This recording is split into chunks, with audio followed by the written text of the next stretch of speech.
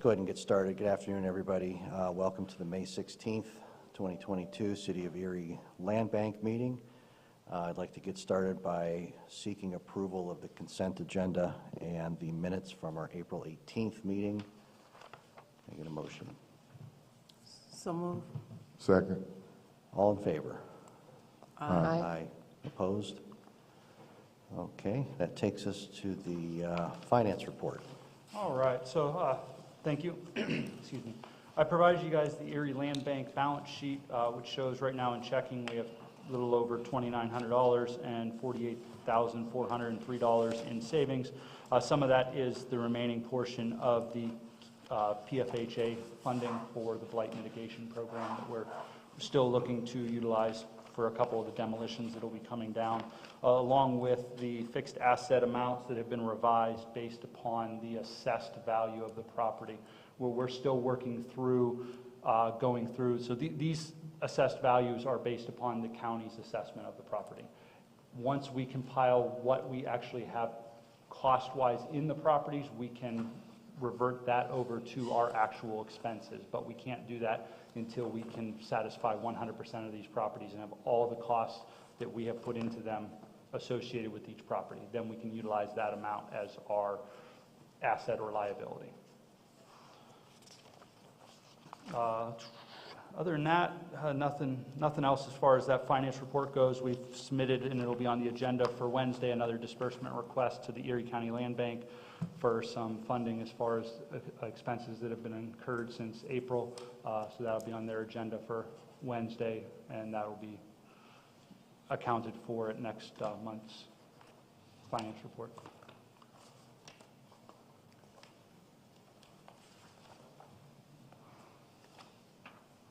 And just as a side note as well, along with the authority, we are working to transition from the current QuickBooks into QuickBooks Online, which will allow us a greater range of uses and abilities, getting away from that 2014 version that we have utilized for so long. And we're hoping to do that first part of June.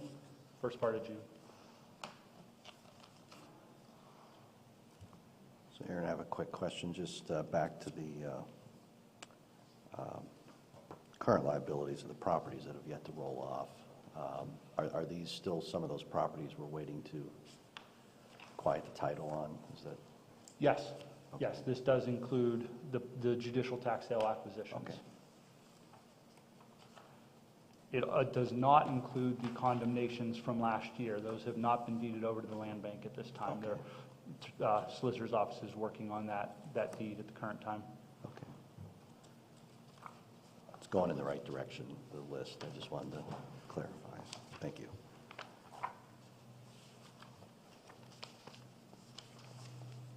Other questions on the financial report? No, I'm good. You good? Need a motion. Okay, I'll seek a motion to approve the financial report. So moved. Second. All in favor? Aye. Takes us to citizens to be heard. Any citizens, Aaron? No, not that have reached out to speak for today's meeting. Okay. Let's go ahead and move on then to the report of the executive director. All right, thank you. I'll keep it short, just kind of give a brief overview of the two work plans, and then we'll talk more about some of these properties under new business and unfinished business. As far as work plan 2021, like I said, the solicitor's office is working on preparing the deed to convey the 15 properties that we have successfully completed condemnation actions over to, from the redevelopment authority over to the land bank, so that then those will be land bank's responsibility for disposition at that time. We have started and will continue to demolish the properties that have been identified as demolition candidates on that list as well. On the 2022 work plan, as you can see on the agenda, there's 4 properties for demolition bids for approval. We have another 8 properties that are out for demolition bids at the current time from that list. And then we will talk about 2624 Woodlawn Avenue under new business. And then we're still working on 1743 Fairmont Parkway as far as putting together some more information for the board as far as possibilities of rehabilitation on that property. So we're chipping away at it, and then we'll continue to work on those and getting information to the board. Thank you.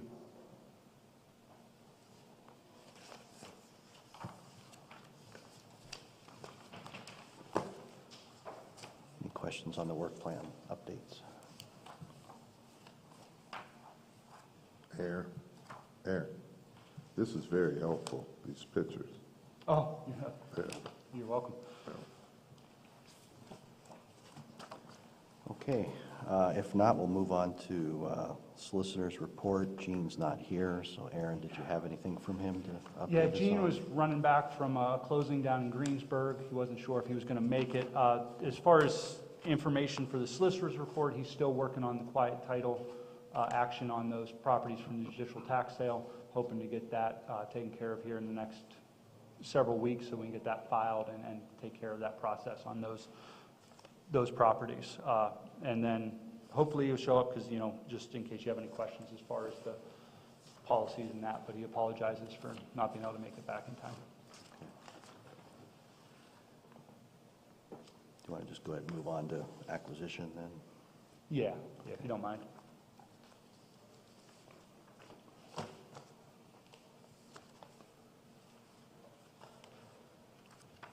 All right, so the packet that I provided to you is the 25 properties that we have gone through, worked with code enforcement and the planning department as far as properties that are our thought is good acquisitions for the land bank to make.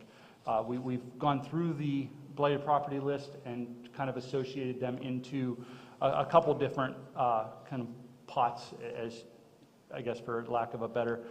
We've looked at when we've identified some properties that are associated or next to other properties that we have acquired either last year or in previous years, lots or properties that are next to redevelopment authority owned properties so that we can begin to assemble those into parcels that could be developed. We've also gone into and looked at some of the other neighborhoods where we've done a substantial amount of blight mitigation over the last several years. The Trinity Park area, Ash Street, that 25th. There's a couple in the Center City area. There's some down in the, like I said, the Serve Erie area. Also, two properties, one on East 13th Street and one on Parade Street, kind of tied to the investment that Hands has done within that area on the redevelopment of that one blighted structure there at the corner of 14th and Parade, and the addition of their townhomes. You know, they definitely expressed a large interest to invest in that area, and so, you know, we certainly want to work together with them and acquire these two blighted properties. So we put together kind of a slideshow, and you have that packet of information that kind of details through the delinquencies, code violations, delinquent taxes, the issues with the property, and really the overall condition. And I mean, the pictures, I guess one way or another, they, you know, do justice for the reason behind the acquisition or the ask for the approval to acquire these properties. I don't know. Frank's not, it's not up on the big screens, but can you see that? So this is 333 East 13th Street. Like I said, this is one of the ones in that area around the Hands recent development area over there, and then of course the housing that they have done in years past. Some other properties that have just been an issue for code enforcement for many years. I mean, these are neighborhood complaints, you know, properties that have just been a nuisance to everybody who lives around them. And we also looked at, you know, the interest as far as a neighboring property owner wanting to acquire it. You know, if there was the intent that, somebody had reached out to code enforcement or our office over the last year or so, and it was noted in the file that they would be interested in acquiring that if we became, you know, or took possession of the property. So, you know, this one on West 20th Street is one of those. It's been a nuisance for years, trash in the backyard, something Public Works has cleaned up several times, but the commercial property owner to the west, you know, is interested in acquiring the property. on East 21st Street, we just took one at judicial tax sale that's basically, about 4 or 5 lots down. There's some vacant lots in that area. So again, that Buffalo Road area, we have a decent amount of lots in that area. Aaron, can I stop you? Yeah, real quick? absolutely. The one on 20th Street to the west, you said is a business. There is a commercial building next to the west of it. Okay, did they indicate what they want to ultimately? No, they did not. I can get more information if you like. Okay. Is that West 20th? That is West 20th, 1014 West 20th. And we did go out, and Mindy did verify that they are currently vacant. We did our due diligence on that part. I mean, it's the best we can do is we work through this long legal process to make sure that they are vacant at any point that we can, throughout this. And again, we had met with Gene a couple weeks, last week, I believe it was last week, and we're kind of working through the process of making sure that we cover all of the bases when it comes to acquiring these properties through the redevelopment authority and the condemnation process. We're making sure that we get those filings to the property or the tax claim bureau and the property assessment office so that the redevelopment authority can be listed as the owner of the property by declaration of taking sooner rather than later, so that then we can work with code enforcement and make sure that nobody is pulling a permit and getting utilities activated to a property that is under active condemnation.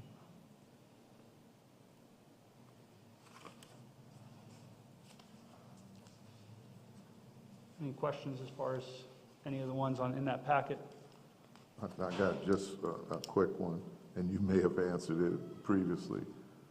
Are we, or is the city putting these, for these delinquent taxes, are we putting liens on these properties? For delinquent taxes? Yeah.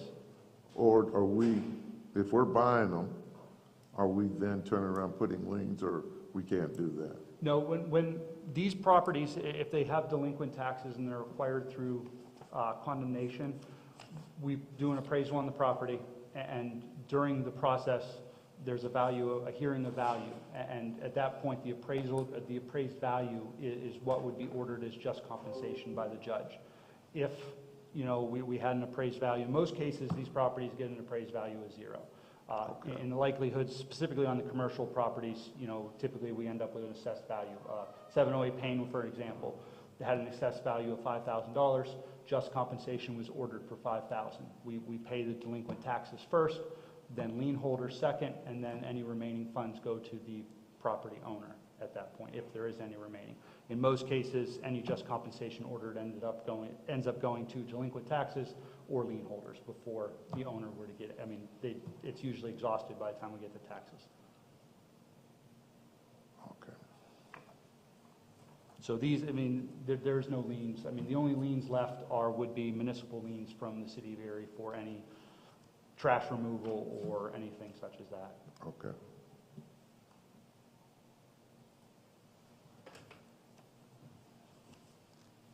And there are there's a couple properties, granted, we don't know the true condition of the interior of the property at this point. It's all exterior inspections. But there are a couple that, once we are able to gain access after we take ownership of them, that could be rehabilitation candidates. But I can't say for certain now. We have to assume the worst and expect demolition of them. But there is a couple, 212 East 30th Street. There's one on Van Buren. Both of those could potentially be, but until, like I said, we get inside, foundation is evaluated, things like that, we won't know for sure. We've had several that they look great from the outside. You can get inside and you can see the sky from the first floor. So there is a property, 1103 East Avenue. It's been an issue for code enforcement for some time.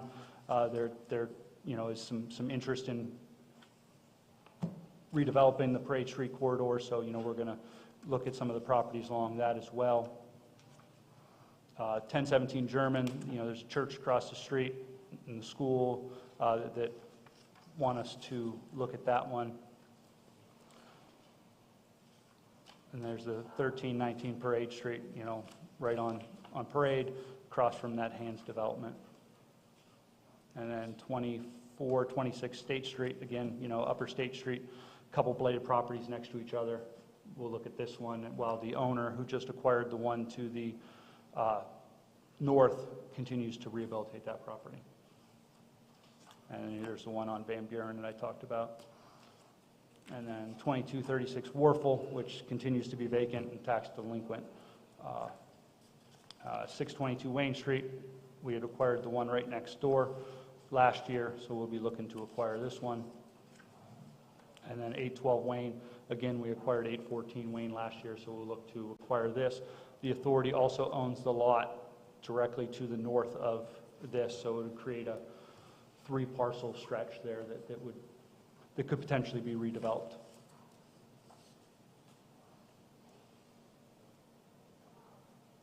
Any questions? 217, 219 East 24th. That fire was quite a while ago, Yes. and it's a mess there. You gonna move on that right away, or As soon? quickly as we can. I mean, Okay. right now, the process would be if the board were to approve the acquisition of these properties, they will go in front of the Planning Commission tomorrow at 1 for their declaration of blight, and then it will go in front of the Redevelopment Authority Board in June for their authorization to proceed with condemnation action. All these? Yeah. All of those. Okay, good. Okay. So I have a quick question. Are we, because we're basically from 10th Street, 13th Street up to 30th Street, we've talked about, trying to focus our efforts, pinpoint the efforts more so than kind of a scattered approach. And I guess it's just more for discussion than it is a question. Are we focusing enough, I guess, in a specific cluster, or are we still scattering ourselves too much? And we looked at that, and I asked Aaron Carey to put together kind of a map of land bank properties, authority properties, and the ones that we were looking to do condemnation on. And we were looking at the blight list compared to this, and there's certainly pockets of blight, and I think that's kind of where we're focusing is the neighborhoods that have the highest concentration of blight. And through this, with the property condition survey that the planning department has been working on, certainly identifies and shows us where those concentrations of blight are. And it gives us a good tool, one, for code enforcement to go after those vacant, abandoned properties and get them blighted, but then for us to look at, where we can start acquiring lots. And I think we've done a good job over the last several years of getting properties kind of, we do have one-offs here and there, but for the most part, we're starting to acquire little clusters of property and get rid of the bad eggs on the block. So you're comfortable that we're still Yeah, I think, following a good pattern here? We're not falling No. back into a scattershot approach? no, I don't think we're scattered in one way, but in the other where they're concentrated, and we're getting a decent amount of impact, I feel, within the neighborhoods. Looking at the two properties on Parade Street, those are in that little area. Those are probably the two worst properties. We've taken care of the one at the corner of 13th and Parade. That's now a vacant lot. The acquisition of these two properties would take care of the two worst in that remaining area. And then it helps indicate that there is that true invested interest in remediating the blight in those areas. I'm trying to get out of the Zoom thing. It's not working for me. It's like I lost control.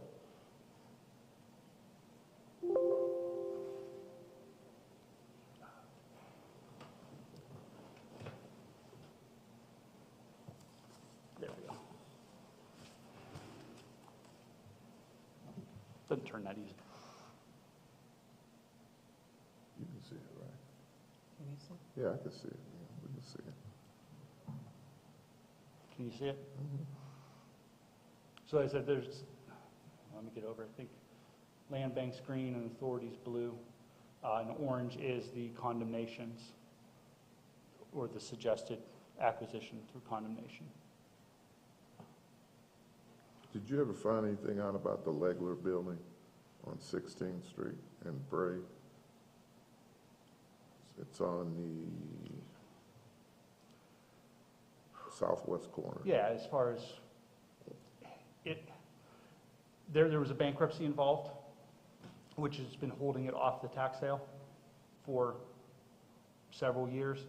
The authority had expressed interest in it years ago, so the Tax Claim Bureau was holding on it. I had informed the Tax Claim Bureau that the authority at this time did not had any interest in acquiring it. It doesn't necessarily mean that we couldn't do something with it down the road, but given its extensive amount of environmental issues, we certainly would want to do a lot of planning ahead before there was any acquisition of that building due to the chemical history within that building. So it's certainly something that it's on the radar and something we can continue to look at, but we would have to look at brownfield remediation grants.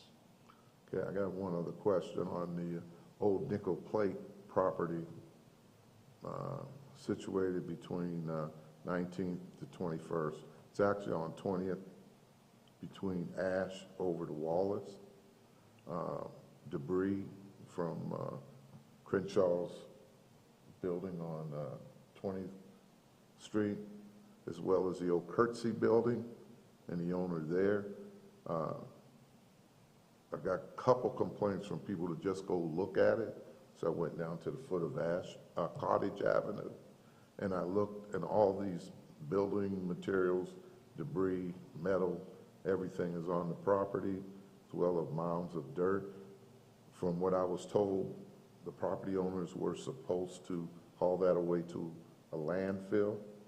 I don't think that's our job, but could you put a word in and have the code inspection take a look at that? Sure. It's along the old nickel plate railroad that went through. It's around, actually between, if you want to go in off 19th, off of Ash. There is no 19th and Wallace, but from 20th and Wallace over to. Okay, and they got that little area behind. Yeah, it's like everything was hidden behind there because you can't see it. Right, it's kind of a forgotten little neighborhood Right. area back in there. Yeah, no, I'll reach out to code enforcement and let them see what they can look at. All right, thanks, Aaron.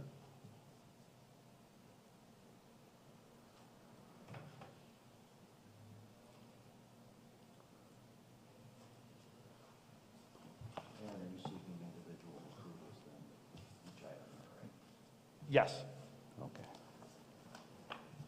Any other questions or comments on the proposed acquisitions? I would just say if you're confident that it's keeping us focused, which it looks like it is, then Yeah, I am. I'm good with it. Okay, then I would seek a motion to approve the request for acquisition of the 25 properties under the 2022 work plan. So move. Second. All in favor? Aye. Aye. Opposed? Okay, let's move on to bids for demolition. All right, so we got 4 properties we received demolition bids on. Like I said, we have another 8 out right now, so we'll have those next month. 614, 616 Wallace, A&D Enterprises was the lowest bidder at $68.99. 525 Wayne, the lowest bidder was KC Transportation at $51.50. 1253 East 26th Street, the lowest bidder was KC Transportation at $48.50. And 102 East 24th Street, lowest bidder was DRS of Erie County at $5,500.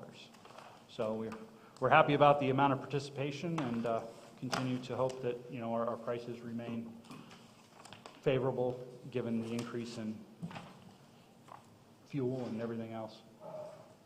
So seeking approval so we can execute contracts on those properties. Okay. Any questions? Then I would seek a motion to approve. So moved. Second.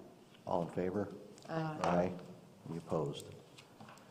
Okay, let's move on to development agreements. and All right, so as we deposits. discussed last month with the issues with developer agreements and what we can do to make sure that these properties that we enter into these agreements are rehabilitated. So, Chris had brought up, escrowing funds. We talked to Gene. He certainly didn't see a problem with it.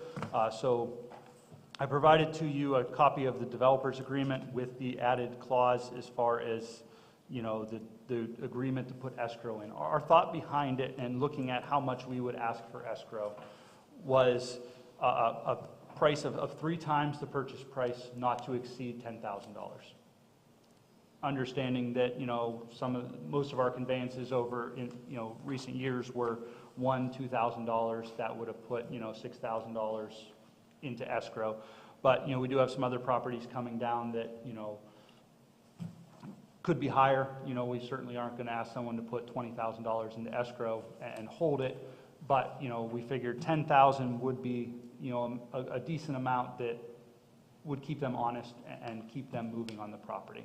Certainly it would be something that once they reached a certain point, we could release it from escrow for them. I guess I would leave that up to the board as far as saying, at what point would we be willing to release it, or if you would leave that up to the judgment of, myself and the staff as far as making that determination.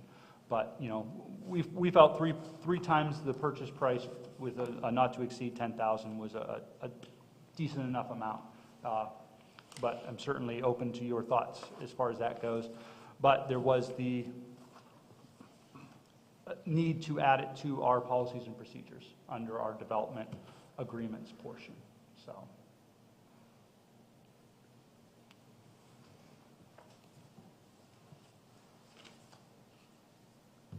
Can I ask a question? What is the current process for evaluation of the development of these properties? So is there a process and procedure? You evaluate them on a monthly basis or annual basis, or just kind of an ad hoc driving by basis?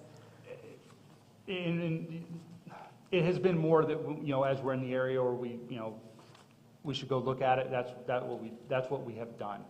Moving forward with the addition of Mindy's position with the authority, it's going to allow us a little bit more flexibility as far as that goes. We're going to get down to tracking a lot more of these developer agreements. It hadn't really been tracked in the past, really due to staff time. There wasn't the staff time available for someone to monitor it. But with the creation of the Blighted Property Coordinator, we'll be able to monitor these a little bit more regularly and make sure that they're doing what they need to do. I guess where I'm going with that is I would just, especially if we're going to require the deposit of escrow, I would hate for someone to feel targeted, maybe, perhaps than others. So I just want to make sure that the evaluation process would be fair and consistent across the board. That'd be my only suggestion and concern. Okay. I have a question on page 3. Well, up at the top where it says in the red, they have land ban, but that should be land bank. But my question is actually on number 15, where it says promptly after completion of the work, and then it says described in paragraph 10. Paragraph 10 only actually talks about taxes and other municipal charges. I would think that it could be changed to say promptly after completion of the work and compliance with the terms of this agreement by the developer described in paragraph 10 would probably make more sense than how it's kind of written now. Good. And then I had a question on, I think it said, certificate of completion. And so will the redevelopment authority inspect those properties? And if so, is there a requirement to have a certificate of occupancy after the work is completed? Yes. So typically what happens once they have completed the project, we get together with code enforcement, make sure that they have finalized all their permits and schedule an inspection along with code enforcement for basically the final inspection for the certification that they have completed everything and the property is eligible for that certificate of completion. And then I had a question on page number 5, defaults and remedies. It lists a lot of different defaults and remedies, but there is not like a date or a timeline as far as if the developer defaults on there. I mean, is it 60 days, 90 days, it doesn't say anything there. On number 22, where it says notice of default, it looks like it's just saying that when the land bank decides that the developer's in default, that they would have 60 days, but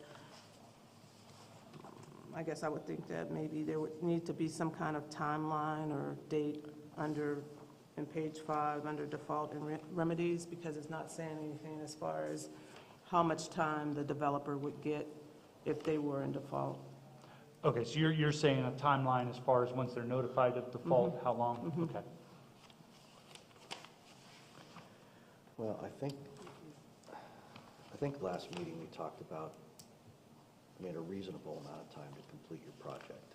And given the supply chain issues and everything that's, really challenging right now, I don't know where we left it, but I think we talked about 2 years to complete your remodel or your build. I mean, but we need to discuss that, though. I don't know what seems like a reasonable amount. It can't be open-ended, like you said. But, Right. is a year long enough? I don't know. Just to, when we have reviewed, and we'll go over these next, as well as the application for, purchase of the property, and a need for them to provide us a timeline for their repairs, something that we can add into that developer's agreement that, they say in 3 months they're going to take care of this, 6 months they're going to take care of this, just those milestone marks that we can evaluate as the project progresses, so that, 6 months from now, they haven't even done those first 2 milestones, we have a problem. We could place them into default of their agreement, and give them a period to fix it. But it's different now that we're looking at charging or holding back an escrow, whereas before we weren't holding anything from them. So now I don't want somebody to say, well, even if it came from their plan, I don't want somebody to say they took my escrow away after 6 months. In your plan, you wrote a year, and we have to treat everybody the same. So what is that timeline going to be? Because that's the main difference. Now we're holding back an escrow. Doesn't it depend on the scope of the project? I mean, I think the renovation, say, of a single-family home versus a significant development, It would, that's why I'm not sure that we can set, so perhaps having them set their timeline and understanding they'll be held to their timeline just because each project will be different? Probably on a case-by-case, so each agreement would kind of be different for each developer. Yeah, so the thought would be, is along with this developer agreement would be an exhibit that would be something that they presented, during their proposal time, that the board would approve at the time that we would put these proposals for purchase in front of you for acceptance. As long as we couldn't be accused of having different standards for different applicants. I can envision that happening, even if this was their plan, that they submitted and said, this is what I'm going to go by. Fast forward 6 months and they're not complete yet, and then they start saying, well, so-and-so got a year. That's true. I agree, Yeah. every project's different. It's going to be hard to have one timeline or one time frame for that, but I guess that's a legal question. Can we have it project by project, or do we have to have a uniform time? Well, perfect timing. Yeah. Yeah. Maybe add an addendum to that. Perfect timing, Gene, a question for you. You might want to come up to the podium. I know. I sensed you were coming. I figured I would just throw something at you right away. Thank you, yeah, it's been an unbelievable trip for me to get here today, but I'm glad. Oh. So, Well, we were just talking about the concept of having an escrow held back, and then what type of timeline do we give applicants to complete their projects? And is it project by project, or do we have to treat everyone with the same amount of time if we're actually holding an escrow? you know what, I don't think that there has to be a set mandate, so it could be, and I certainly, under the circumstances, depending upon the conditions of different houses, that you might have it on a case-by-case basis, depending upon what's involved and what their plans are, and kind of their resources and what their vision is as going forward. If you just, I think that if you just have a set time frame, there may be times when it's too long, and there are maybe times when it's, when that's too short. So hopefully that, you know, there's not so many that you have in line that, that you wouldn't be able to do a case by case. I think that that is a situation where you should and could do a case by case escrow, depending upon what's involved in the, what's, you know, what are they getting into? What's involved in the process, and what type of a time frame that they're looking at as well. I've been provided with, you know, the developer's agreement to work with, so we're probably going to have that done here in the next couple of weeks, and certainly have it submitted to everybody to take a look at it for before next month's meeting. So I don't know that we have to do, I wouldn't think that we would be under a mandate to say, hey, look, everybody needs to be the same. I don't think that that's a situation. In fact, I think that we shouldn't do it that way, that if we can do it on a case-by-case basis. Okay. I That's just going wanted to to put make some sure that we, responsibility, extra responsibilities on Aaron's staff, but I wanted to avoid the awkward discussion of not being treated equally. This person got a year, I only got 6 months. But if you're comfortable from a legal standpoint, I mean, it's their plan they're submitting. They're the ones that are setting those dates, so. right. Okay, And yeah, I don't think that we would run afoul if someone says, hey, look, you gave this person, you know, 9 months, why are you only giving me 6 months? Well, you know, we should be able to provide them with that example and say, this is why we're thinking that we need to kind of hold your feet to the fire. It's not as involved. There isn't foundation work that needs to be done where there was on the 9-month project. You're just kind of taking care of A, B, and C where they had 5 or 6. okay. Thank you. Would the purchase agreement, could it be added as an addendum? It could. We certainly, I'm sorry, the proposal, this here. Yeah, the property proposal. If those terms and conditions be added as an addendum to this? sure. Yeah, we could, Yeah, absolutely. Absolutely. That's probably a good idea.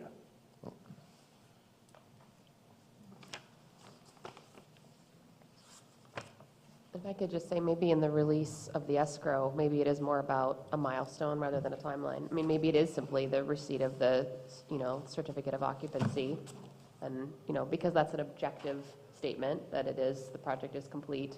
And maybe it's more based on that benchmark rather than the time it took them to get there. That is just a suggestion.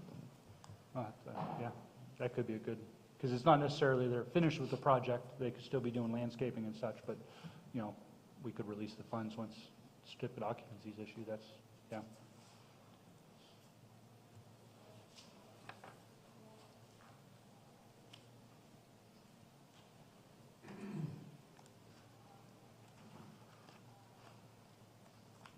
So Aaron, what are you seeking approval of today?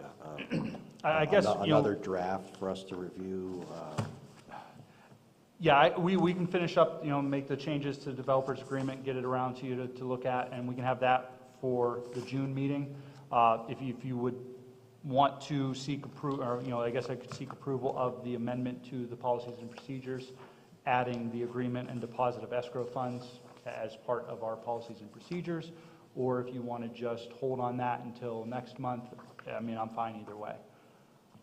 I think We could don't wait. have any I think we can proposals. wait till we have a final version to vote on. I'm pretty sure we're all in agreement, though, that we still want to do this. So Okay. once we have a final version, we'll, Go ahead with that. Okay, fair enough. We will get that prepared and ready for next month then. Thank you.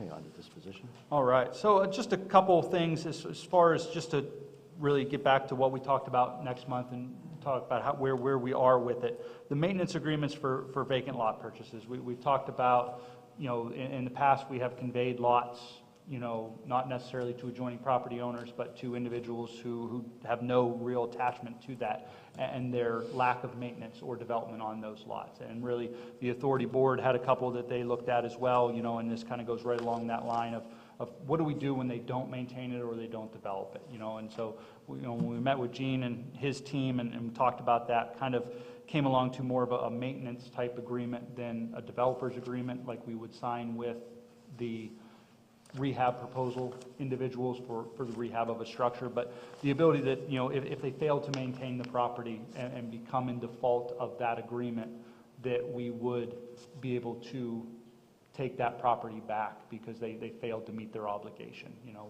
certainly we have some examples of that, and right now we have no ability to do that. You know, so those properties remain sitting in that unmaintained, deplorable condition, and we have no recourse but to really file blight and condemnation on those properties again, which is, again, an added cost to the authority. So we're working on that. I think we'll have something for the board to approve next month. So, yeah, I think that certainly will be a much welcomed asset to the land bank.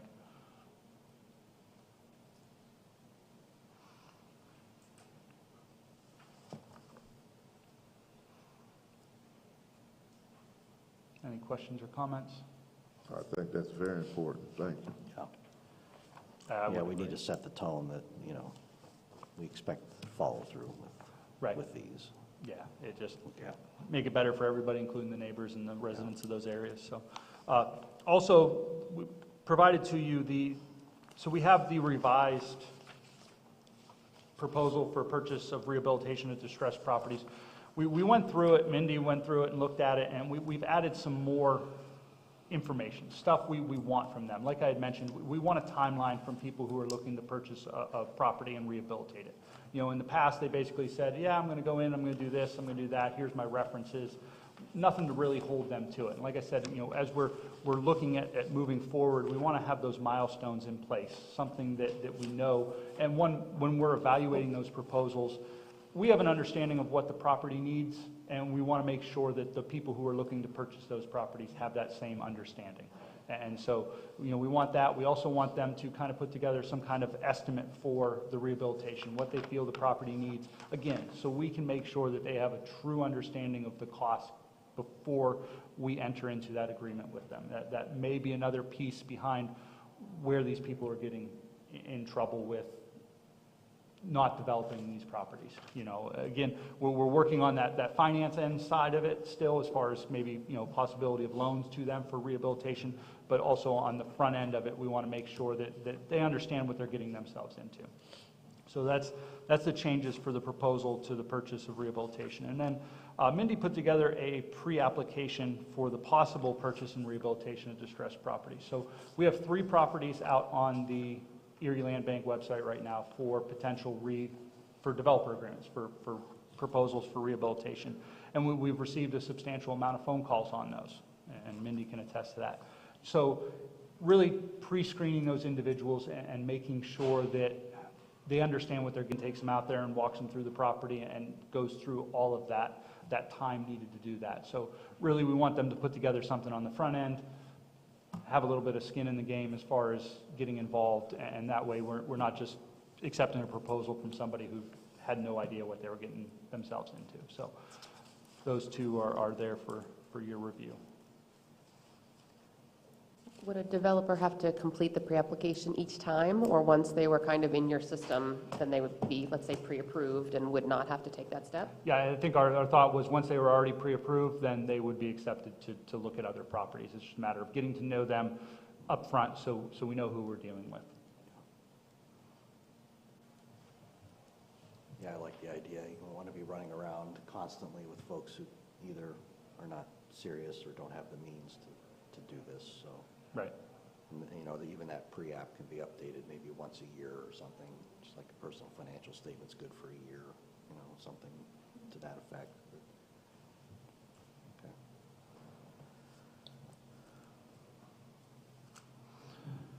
But just wanted to provide those to the board for a little update as far as what we're doing internally, process-wise. Yeah, I like it. Nothing you need approval on or? No. No. Okay, I want to move on to Woodlawn. All right. Mindy, you're up.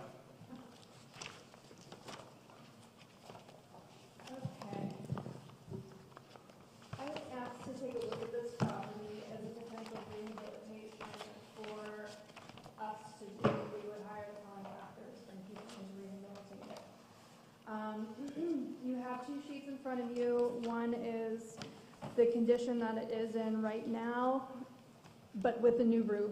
We know it needs a roof on it. It had been patched, but it definitely needs a new roof before more deterioration occurs. So you'll see the first sheet there is selling it as is in the current condition, but with the new roof. Looking at comparables in the neighborhood, what's sold, what's pending, what's active. In the current condition, I do feel that the property could sell for around $35,900. But that, as I had reported to Aaron when I was looking at these, the desire for houses in this condition is going down in the market.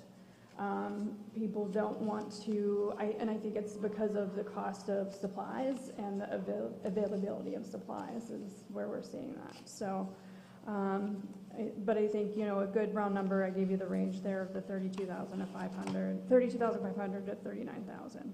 So, and that's again, as it is with a new roof on it. The other sheet that you have in front of you is looking at the property having been remodeled. Again, this is a rough estimate. I'm working on collecting bids from contractors, but many of those are still out. But just looking at rough costs and then looking at comparables, what we could sell it for, and doing that whole breakdown. You know, I do feel that with it remodeled, again, repairing the kitchens, the bathrooms, because this is a 2-unit building, repairing the plaster on the walls because there's some damage from the roof having a hole and things like that, new flooring throughout, new paint, to really get it in a nice livable condition. Doing all of that, I do feel that you would be looking at a sales range between $133,000 to $149,000. And then if you would go through the breakdown of all of the costs, the rehabilitation, replacing the roof, transfer taxes, if we were willing to pay a buyer agent, attorney's fees, acquisition, your total expense, again, this is a rough estimate and it's a work in progress, but is $73,000, and just an average kind of the number sales price $140,000. You're looking at a profit of $67,000 that we could potentially use on future projects of doing this. So again, this is all rough estimates, but I'm open to questions. And then I guess what we're really looking for you is looking at these numbers of this $35,900 versus a profit, a possible profit. Do you want us to continue going down this road of looking at potential bids and things like that for this property?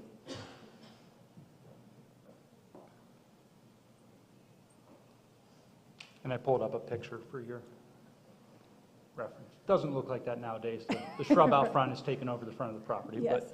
And the roof, the front porch roof has some substantial damage due to weather and exposure. But it's a nice 2-unit brick structure. It really does have a great potential to be a nice family home again, or a 2-unit home. The potential is there. It's just whether or not we want to explore and continue going down that road. Have you done this before? Rehabbed a property for resale like this? We have not. We explored the option with 2501 Brandis. The bids came in extremely high. The property needed a substantial amount of rehabilitation. It was probably 3 times worse than this property is in its current condition. This one has a substantial roof leak, but I feel we've caught it early enough that the damage is minimal to the main structure. And then being that this one is a brick structure, that one was a wood single family. So no, we have not, to answer your question. And I'm sorry, because I'm new, how did we acquire this property? This was acquired from the 2021 judicial tax sale. Thank you. Is this east of, what's that street going up? 5 houses from Bird Drive. Yeah. Okay. It's all right. almost Wesleyville. Almost to Wesleyville, that's what I thought. Okay. Yeah, there's probably 3 more in the strip that look exactly like this, mixed in with a couple other ones. This was kind of there's a mix in development. When you head east or west of this property, you get into more of a mid-'80s split foyer development. This was kind of a build off of the Wesleyville development back in those years. And this one also has newer electrical, newer HVAC, so we're not looking at the high costs of those replacements. So this is, again, a big portion of it is due to some of the damage from the roof and that had occurred. I like the idea of, we've talked about this before, of trying to do this. I guess 2 things. Number one, it would still be good to know the type of interest that you might attract as is, because it is an extremely strong market right now, and what you think you can get, a lot of times you exceed that. For us to really analyze this, I mean, should we test that first? Because we are rolling the dice. Estimates for repairs right now, someone can give you an estimate today, and next week it's 20% higher. So as much as I want us to start looking at these opportunities, it's a tough time right now. So I don't know, it almost seems like we need to try to make sure that we have a good comparison. What could this attract as is? And how firm and confident are we in these estimates for rehab? Because I've seen, and there's a lot of projects right now that you get halfway through the project and it's nowhere near where you thought you were going to be because of all the issues right now. So I just wouldn't want us to take a risk, as much as I want to see us look for these opportunities. So there's that. And then the second one would be, if we were to look at doing something like this, I would really like to see it matched up with the low-interest home buying opportunity funds that we're talking about setting up. They should go hand in hand, that this would be a great case study of this type of project along with the new low-interest housing options from the redevelopment authority, and tie those together. Right. I agree. I think we're in a very unstable construction market, so your comment as far as construction costs, yeah, I mean, we could start the process and end up extremely higher in the end of it. But certainly, your thought as far as matching this with that, and I think there's other things as we continue to grow that we can try to work the land bank in with. There's the potential for the community land trust and working together with them so that, as we were, if we were to rehabilitate this property and then offer that home buyer assistance, and then maybe we work with the land bank and a stewardship option to make sure that the home ownership opportunity is protected and the affordability is also protected. So I don't see a reason why we couldn't put this out for developer proposals, leave it on the market for, 30 days, see what kind of interest we get off the property, and have that information for the board at the June meeting. I would be more comfortable to test the market and see. You might be very surprised. And then come back with firm estimates from contractors, and that's our delta. We have to figure out if we're comfortable at that point. I don't know, anybody else? Yeah. The firm estimates is a problem right now. We're working on 1958 Prospect and a problem right now. We're working on 1958 Prospect and Fairmont Parkway right now, and it is extremely difficult to get contractors of any trade at this point to put in any estimates on anything. So, there's all reluctant because of the market. They don't want to stretch themselves out too far. So we'll work on that as well. Yeah, I guess first step is let's see what interest comes back. If there isn't a lot of interest, then this might be a great case study. This might be a good first project to tie with our loan program. Are we able to require the developer to do that? I mean, are we able to say that this is, we think it's a very, great possibility for, first-time homeowner? Could we require the developer, whoever came to us in that, to make sure that they're using those same tools? Is that a possibility? You really have to require the buyer, I think, more than the developer. More than the developer? Yeah, you could advertise with you know. Just trying to get to the by same way, end, right? Get to the same end Exactly. result without us having to do it. I mean, I would definitely say you'd want to advertise, you know, here's the property, the condition, the attributes, and by the way, it qualifies for a advantage. 1% mortgage or whatever, you know, Yeah. it's part of the advertising that goes with it. Right, I think we could, you know, provide a decent case that, you know, they know that, you know, we would have a assistance for a buyer that is attractive to them, I mean, depending upon the market at that time.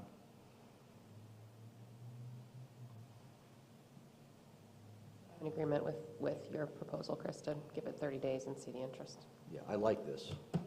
Just, I mean, I like this idea. I think we need to start looking at this, but let's just, that way we'll know going in, okay, here's what the market has said to us. Let's go ahead and take option B. Okay. We will get that up on the website and start getting phone calls.